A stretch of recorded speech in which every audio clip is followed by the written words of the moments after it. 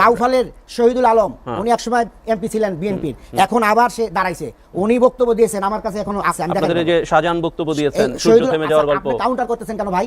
আমার কথা শেষ করতে দেন। তাহলে আপনি বলেন, আপনি গণমাধ্যমকে দোষ দিয়েছেন, এজন্য আমি একটু কাউন্টার দেওয়ার চেষ্টা করছি। আপনি বলেন না, গণমাধ্যমের কথা বলছেন। আপনি শহীদুল আলমের কথা শুনেন। শহীদুল আলম বলছেন যে এইবার নির্বাচিত হলে এই যারা আমাদের বিরুদ্ধে থাকবে একটা করে রাখতে দেবে, এখানে তারাই দেবো সবগুলোকে। এখানে আমাদের রেকর্ড আছে, আমি বাজায় দেখা দিই। তাদেরকে তারাই দিবে যারা তাদের বিরোধী আছে, কাদের বিরোধী? বিএনপি এবং ধানশিসের বিরোধী, তাদেরকে তিনি সরাই দিবেন, এখানে থাকতে দিবেন না। শহীদুল আলমের প্রকাশ্য বক্তব্য। তাহলে বলেন এটা কি? এগুলো আপনাদের চোখে বাজে না? আপনারা বলতেছেন শাহরিয়ার, ব্যারিস্টার শাহরিয়ার কি জামাতের কি? উনি বলেন উনি কি, তার কি পদবি আছে? উনি তো আপনারা তো প্রত্যাখ্যান করেন না। শাহজাহান উনি তো প্রার্থী, ওনাকে কি বলবেন? ওনাকে কি বলবো আমরা? আমাদের যারা ঢাকা বিশ্ববিদ্যালয় নিয়ে মন্তব্য করা কি বলবেন? ডাকসু নিয়ে মন্তব্য করা কি বলবেন?